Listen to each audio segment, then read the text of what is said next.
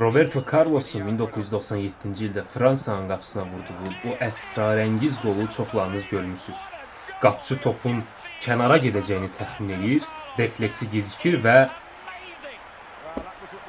Bəs topun bu trayektoriyası həqiqətən fizika qanunlarına ziddir?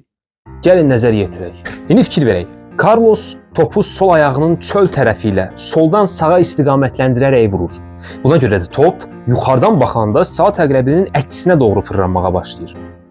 Yuxarıdan baxanda topun sol tərəfində qalan hissə və onunla birlikdə hərəkət edən o nazik hava təbəqəsi topun getdiyi istiqamətin əksinə, yəni nisbi olaraq havanın hərəkət elədiyi istiqamətdə fırlanır. Sağ tərəfdə qalan hava isə topun getdiyi istiqamətdə, yəni nisbi olaraq havanın axdığı istiqamətin əksinə hərəkət edir. Və nəticədə topun qarşısındakı hava bu hadisədən demək olar ki, təsirlənmir. Arxasında isə əslində xeyli turbulentlik yaranır.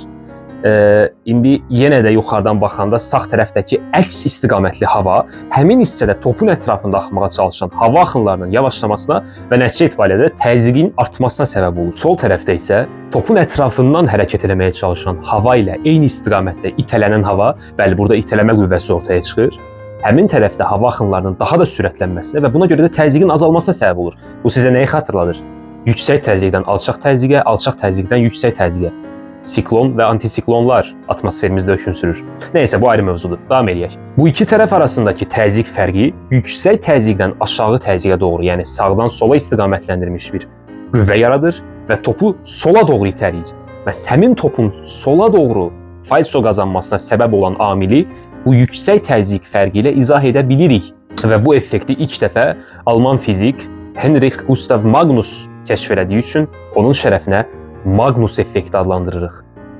Nəticə etibarilə top fırlandıqca ətrafındakı havanı da hərəkət elətdirir.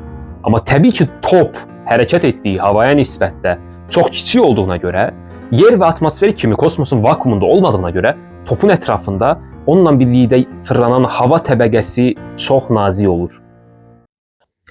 Muito bom. Realmente, Roberto Carlos é sem dúvida o melhor jogador do mundo em sua posição.